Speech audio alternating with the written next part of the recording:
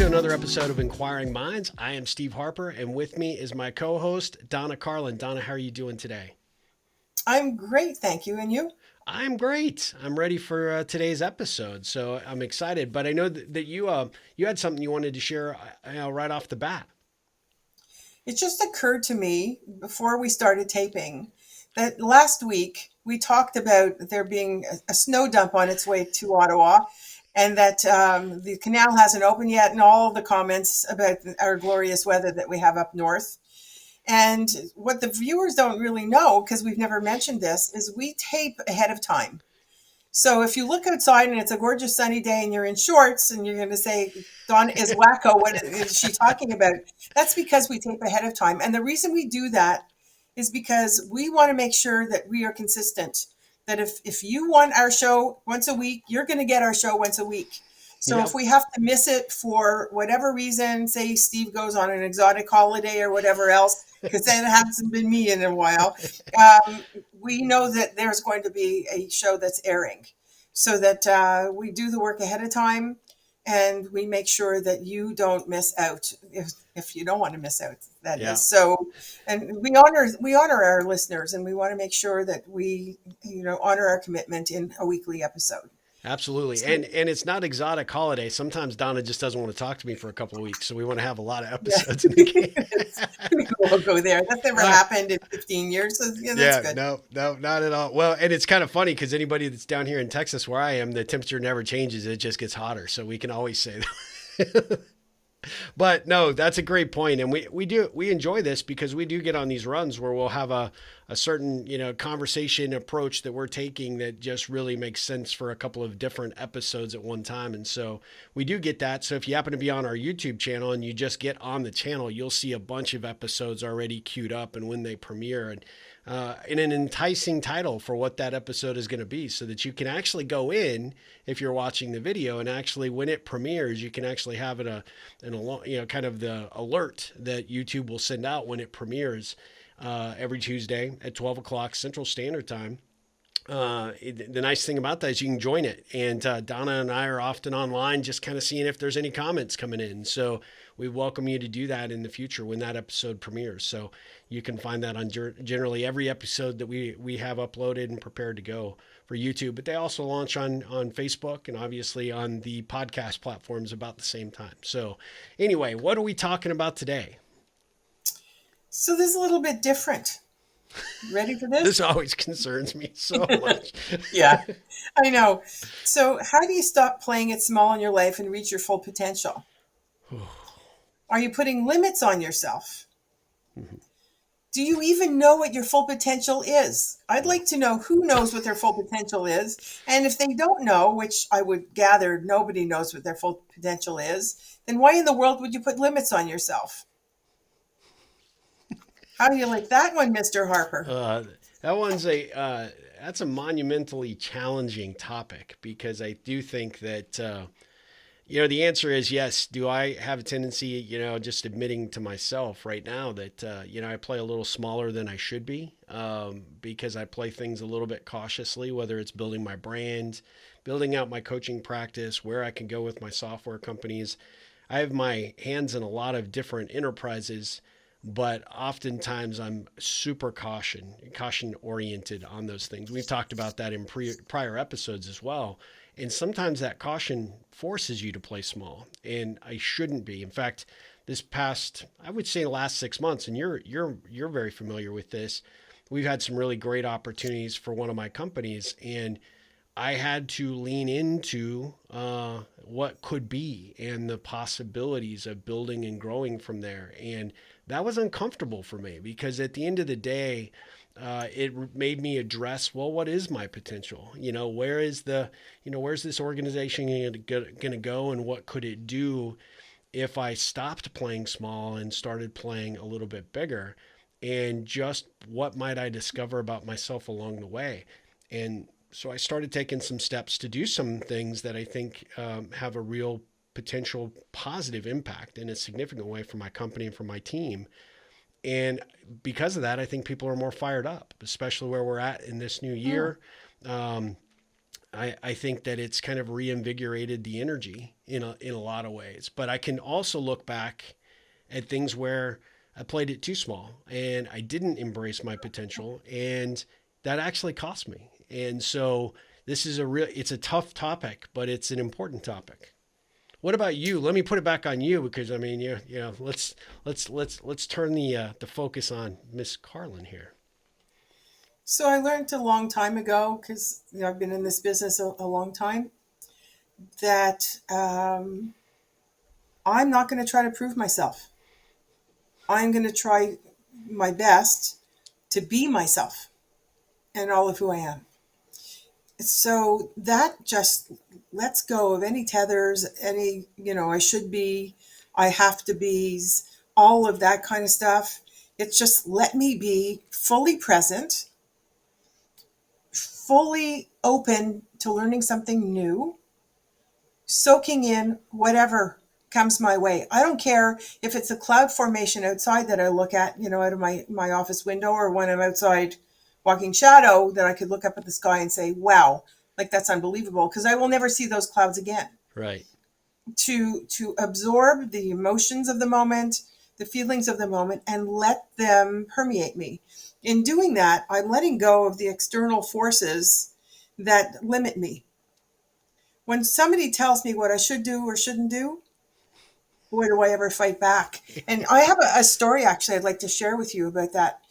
Years ago, when I was asked to do a keynote presentation in Australia, I was trying to figure out how am I going to fit it into my current schedule, because it's not a 2-minute flight. And getting there and getting back, those are 2 full days each way, no matter which way you look at it. And my time there. So I did go for 5.5 days. That was my entire trip to Australia. The reason I'm telling you this is before I went, I'm Canadian. 2 of my colleagues were American who knew the people, the conveners of this conference, which is coaching psychology. That's a blend of coaching and org and clinical psychology, which doesn't happen as much in North America. Actually, the ICF, International Coaching Federation, frowns upon blending coaching and therapy. And in Australia, they actually have the College of Coaching Psychology. So it's much more open. And they asked me to talk about shadow coaching, which I created. Well, I started getting phone calls from my American colleagues who knew the people that I would be speaking to. One called from Harvard and said, you can't share everything that you do. You're going to scare the living daylights out of them. So limit, temper down what you're going to share in such a way that's not so revolutionary. Why am I being asked to talk if what I was doing wasn't revolutionary? But anyway, I didn't say anything. I listened to him. Then I had another colleague who lived in Australia for a while from the States call me and say, listen, you can't tell them, exactly what you do, because they're going to say this woman is wacko and, we're out of here, because they've never experienced what it is that you do. So I'm listening to all this and I'm thinking, okay, how do I dilute what I'm going to share? And I'm not diluting anything. Yeah. I'm going to, address the elephant in the room the minute I walk in the room. And there you go. It's, rather than playing it small, I decided to be all of who I am. Sure. And I did a pre-conference workshop, which was packed because people wanted to know, what is this wacko woman actually doing? And I addressed that. I said, okay, you're going to look at me, maybe listen and say, this woman is wacko and I'm out of here. Or you're going to say, maybe there's something to this and maybe I could learn from it. It's your choice. Yep. But my commitment to you is to share all of who I am and not hold back.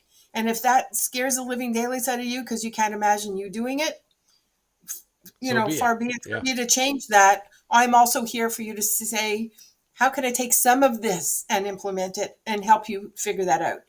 So what was amazing was 2 hours into my workshop, I had a lineup of people saying, you're coming back, you're going to teach us.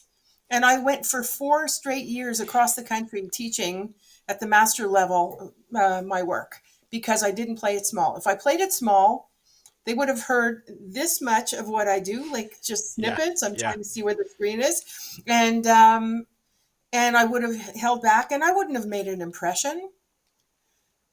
The reason I'm sharing that is because it's up to you to be all of who you are and not play it small. It's not up to you to decide how people are going to respond to it. Yeah. If nothing else, they're going to see how authentic you are, how passionate you are, and what you've done to make a difference. And keep doing that and expanding, because as your world expands, Yeah. your potential does at the same time. Yep.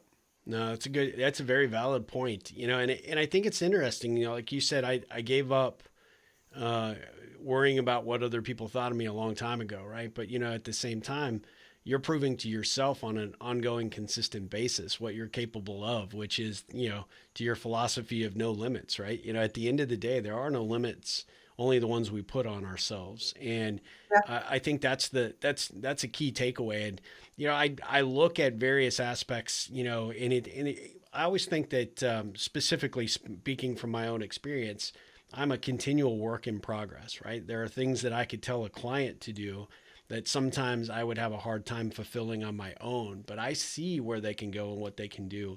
But sometimes Want to give me we some have, examples? well, I mean, uh,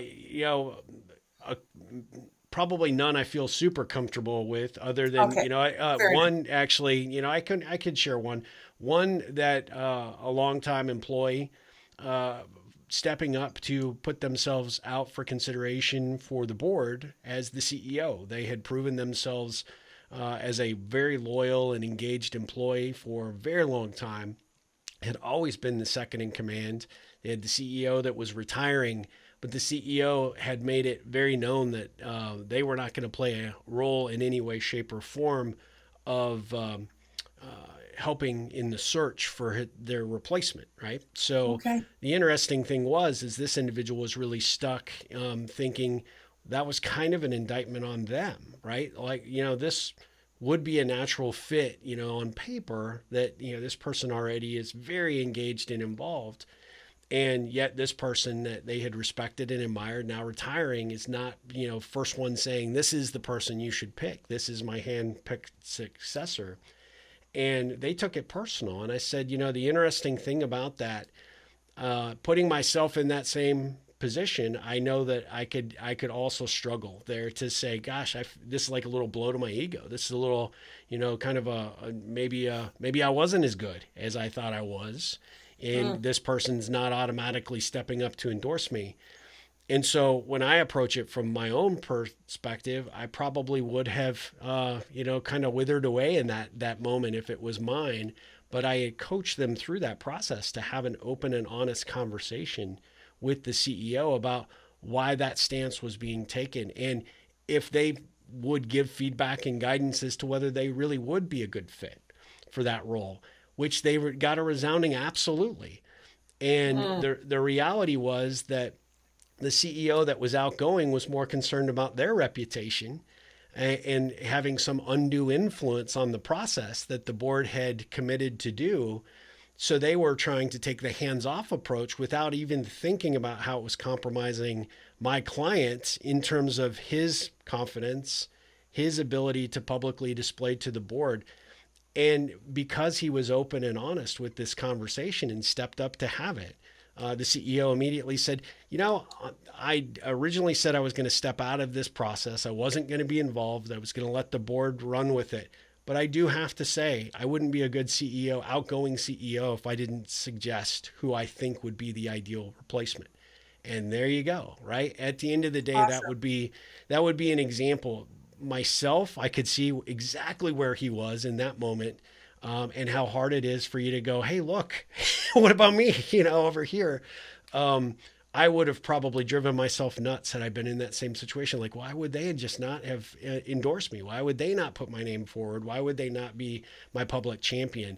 And really, at the end of the day, it really came down to not knowing all the circumstances and having that honest conversation evolved the way it did. It actually had a positive outcome. We also talked about if it didn't have a positive outcome, which was he was very committed to, maybe he's very committed to completely stepping off, or maybe the board told them that they didn't want him involved, at that point to help influence one way or the other.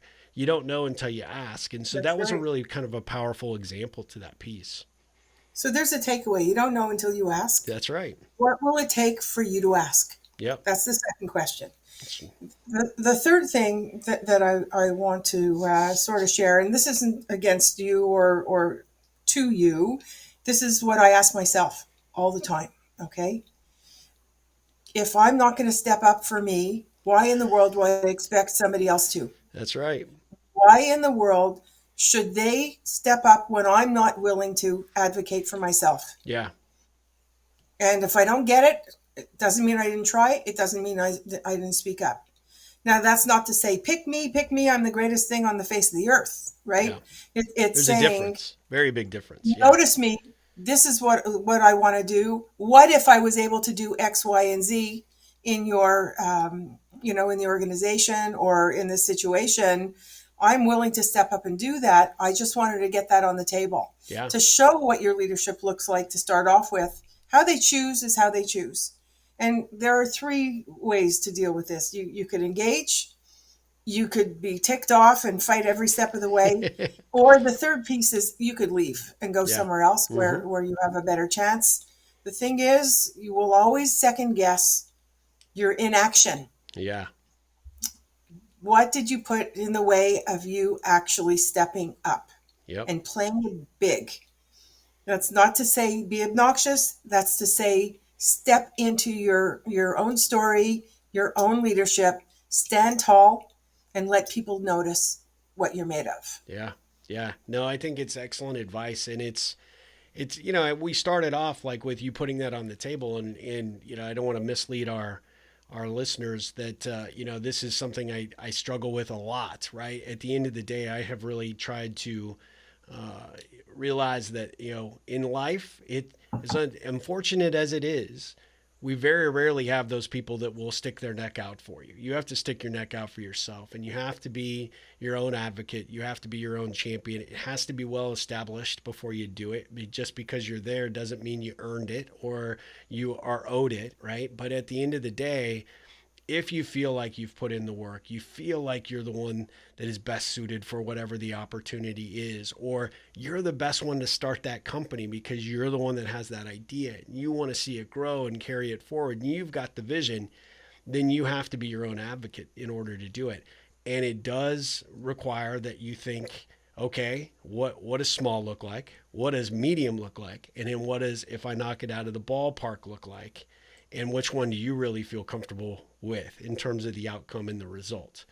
I find that especially with a lot of the entrepreneurs that I coach is they don't think big enough, and they have found themselves either falling into the trap of comfortable or falling into the larger trap of fear because they don't know and they don't have the baseline to ask the right questions to get to know just what that might be if they were to step up and be their own advocate. And so this is a really, this is a really good, all of our questions, all of our topics, all the quotes that we share are really, really thought provoking, but this one especially, because I think at the end of the day, how many of you out there watching or listening to this episode really go, yeah, I could probably be a bigger advocate for myself?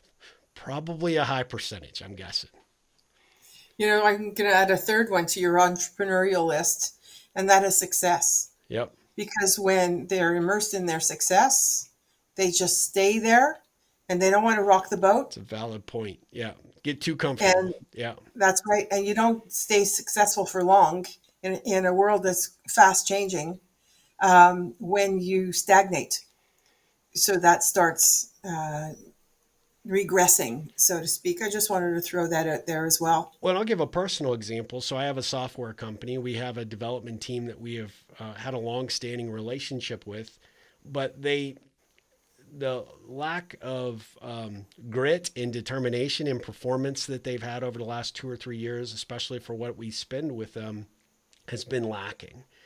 And we reached a point where we had to consider other alternatives. And I kept having immense anxiety about this because this was kind of like you may not be familiar with this terminology, but I often tell it to my coaching clients. It's their whoopee, right? It's their security blanket. It's the one thing that they hold on to because these folks had performed. These guys had done a good job, an admirable job, but they hadn't really done much over the last few years to really continue to overly impress and to move the needle much. And some of the things that need to happen and occur, I need change makers, and I need visionary thinkers, and people that get and understand where we're going and what we're doing. And you could bring these things up and they would give you a great lip service, but in the end the performance just didn't reflect it. So making this change with my CTO was a very scary proposition, one that I put off for months because I was more worried about the security piece than I was what the potential and opportunity piece looked like. And I Mm. had to get to that stage to recognize, okay, what does success look like if we move forward and go this other direction? What will the difference it will make for the company look like 3 months, 6 months, and a year from now? So we made that change. We're a few months into it. And I can tell you it was the greatest thing possible that I could have done. It has reinvigorated the team at every level. We've got new Beautiful. things that are being produced, and it has added new life to the company. And on the whole, the change is not all that, significant in terms of our head count or our approach, but in terms of the invigoration for the people that are working on what we're doing and where we're going, they're all in. And that has been like an adrenaline shot to our system, which is great. So, you've got to look at those things and you got to be willing to sometimes, you got to, there's a phrase here in the States, you got to risk it for the biscuit, right? Sometimes you just have to do certain things. So when you're playing small, you often, don't want to risk it and, you don't get the biscuit. So just something I'm learning myself on an ongoing, Yeah. continual basis. One of my favorite people from my book, who I interviewed for my book, who's was a genetic researcher. He's now retired. He started one of the largest labs in the country, and in the world of research, people look for jobs that give tenure. It's the same thing as university professors. They want to get tenure so that they have lifelong Yep. tenure in that organization, which goes with the benefits and the pay and everything else. Well, he was starting this lab and handpicking the people he wanted to work in the research lab. And a couple of them said that, is he going to offer tenure? And his response is unheard of in the scientific world. His response was, do you want to rest on your laurels or you want to keep producing? I want people working in our lab that will keep producing. No, there's no tenure. You're going to be publishing every year, every other year, or you're out. And he was able to get that lab up and going. He actually beat out the prime minister's brother Wow. in that position because and he developed the genes founded not developed he found the genes for 5 major diseases in his lab that they're working on cures for, muscular dystrophy being one of them. So you look at that, and that's because they innovate, they're always top of their game, they don't play small, and they don't have a safety net. Yep. And think about that.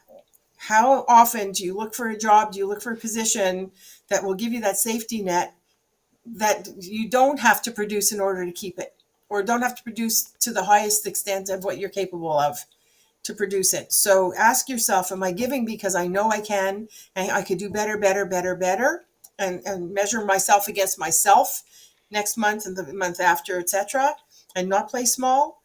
Or am I going to look for as many safety nets as possible so that I don't have to worry and I have nothing to push me Yeah. other than the internal, drive. So keep that in mind. And Yeah. we'd love to hear from you as to when this occurred. Did you find yourself playing small? Yep. Did you find yourself stepping out of your comfort zone and being out there for yourself and advocating for yourself? I know one of our listeners, an amazing woman, constantly advocated for herself and did some of the most incredible work for a woman overseas in a very dangerous environment. Yeah. And I'm not going to say your name because I think that She that's knows who not she is. right. She knows who she is. Um, this is a really good conversation to have with yourself, to have with people around you. Next time you're looking for a position, ask yourself, am I looking for safe? Am I looking for something that's going to just help me jump out of the bed in the morning and Monday be your favorite day of the week? Yeah. No, I love that. It's a great, another good question to engage people in this episode is, utilize this episode as a conversation starter, right? Around the Yeah. kitchen table with your significant other, with your team, and say, hey, let's listen to this. And then I really want you to be honest with me. When have you seen me play small? When have you seen, these things work against us in terms of decisions or strategy or ideas that we've been putting on the table? And let's figure out how to avoid that, right? Let's Yeah. use this as an opportunity to have a jumping off point to say, let's stop doing that. And what can we do? What can I do personally? And what can we do collectively to stop playing small and start playing for what success needs to look like for us? And so, great opportunity. Donna, how could people just contribute in terms of the comments and let us know how some of those conversations go? Best way is through our Facebook group, Inquiring Minds with Donna Carlin and Steve Harper. Let us know what you think. Ask us to bring up other subjects that are uppermost in your mind. We'd love to hear. Certainly our YouTube channel, subscribe to that. You'll know exactly when a new one has been released. And our websites, Steve's at ripplecentral.com. I'm at donnacarlin.com, Carlin with a K. And we'd love to hear from you. Yep, absolutely. Well, another fun, engaged conversation. I love these. I'm so grateful for them, and I really appreciate them, Donna. So I will look forward to our next episode where undoubtedly we will go down another rabbit hole of awesomeness. And so Yeah, until I'm then, looking forward. yeah, you have a great rest of your day, and we'll see you soon. You too.